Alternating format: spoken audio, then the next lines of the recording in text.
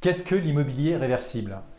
Alors, c'est un terme qui est apparu, on va dire, il y a 5 à 10 ans dans l'immobilier. C'est le fait pour un objet immobilier de pouvoir changer quelque part son usage, sa destination. J'ai un immeuble de bureau, je veux le transformer en logement. J'ai un immeuble de bureau, je veux le transformer en hôtel. J'ai un hôtel, je veux le transformer en logement. J'ai du logement, je veux le transformer en bureau. C'est le fait de pouvoir quelque part changer la destination de son actif immobilier de manière régulière. Alors pourquoi c'est important d'être quelque part dans cette dynamique? Il y a des enjeux et des enjeux qui sont très forts. Le premier enjeu, c'est un enjeu quelque part démographique et sociétal.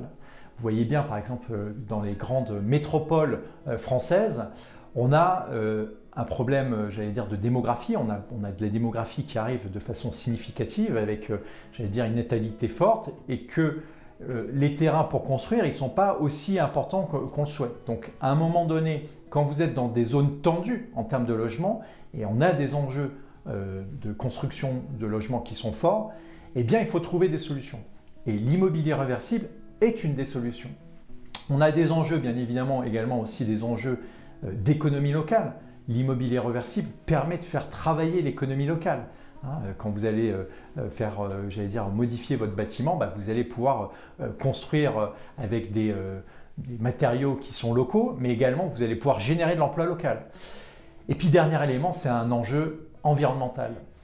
Vous avez peut-être entendu parler de la zéro artificialisation nette. Cette zéro artificialisation nette des sols, c'est quoi? C'est faire en sorte qu'on arrête de construire sur les sols et de quelque part de capter des terres arables. Les terres arables, ce sont les terres qui sont agricoles, qui vont vous permettre de produire de la nourriture.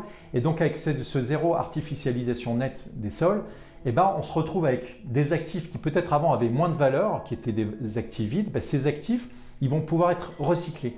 Donc l'immobilier, j'allais dire réversible, le fait de recycler son immobilier est un enjeu très fort dans l'univers, j'allais dire, de l'investissement immobilier.